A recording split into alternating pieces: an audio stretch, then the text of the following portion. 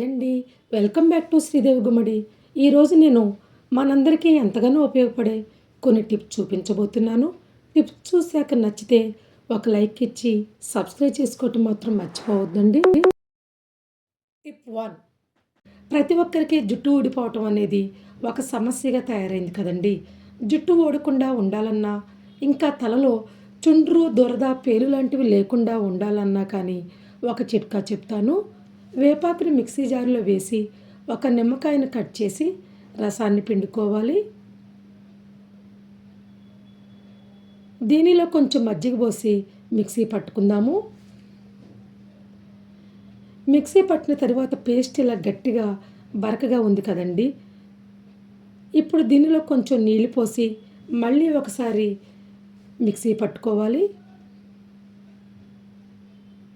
ఇలా మిక్సీ పట్టుకున్న తర్వాత ఈ పేస్ట్ని జుట్టు కుదుళ్లకు మంచిగా పట్టించి అరగంట తర్వాత తలస్నానం చేస్తే జుట్టు సమస్యలు తగ్గుతాయన్నమాట. మీరు ట్రై చేయండి. టిప్ 2 వచ్చేసి గారెలు టేస్టీగా ఇంకా క్రిస్పీగా రావాలంటే ఒక చిన్న చిట్కా చెప్తానండి. పిండిని మిక్సీ వేసుకున్న తర్వాత ఈ గారెల పిండిలో కొంచెం బొంబాయి రవ్వను వేసుకొని మంచిగా కలుపుకోవాలి.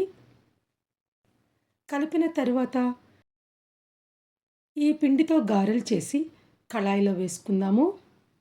ఫ్లేమ్ని మీడియంలో పెట్టి ఇలా ఎర్రగా వేగిన తర్వాత తీస్తే క్రిస్పీగా చాలా టేస్టీగా ఉంటాయన్నమాట. మీరు కూడా ట్రై చేయండి. టిప్ 3.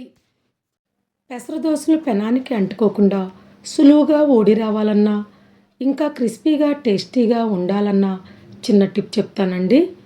ఒక గిన్నెలో పెసలు 2 కప్పులు, బియ్యం 1/2 కప్పు వేసి కడిగిన తర్వాత నీళ్లు పోసి 5-6 గంటలు నాననివ్వాలి.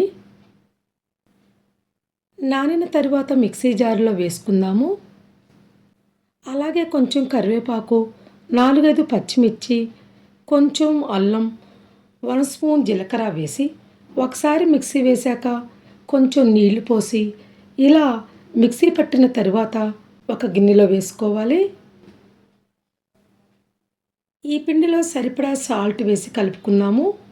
కలిపిన తర్వాత స్టవ్ పైన పెనం పెట్టి వేడెక్కాక కొంచెం ఆయిల్ పోసి టిష్యూతో తుడుచుకోవాలండి. ఇలా తుడుచుకుంటే దోశలు పెనం నుండి ఈజీగా ఊడి వస్తాయన్నమాట.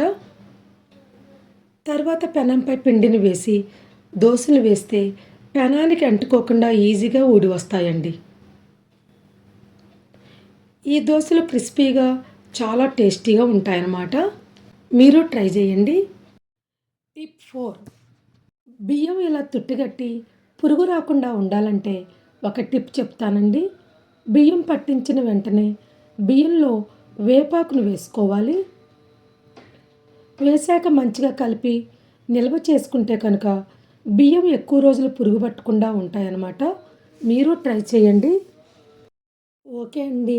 ఈ వీడియో మీకు నచ్చితే కనుక ఒక లైక్ ఇచ్చి నా ఛానల్ని సబ్స్క్రైబ్ చేసుకోండి. Thanks for watching. Please like, share and subscribe.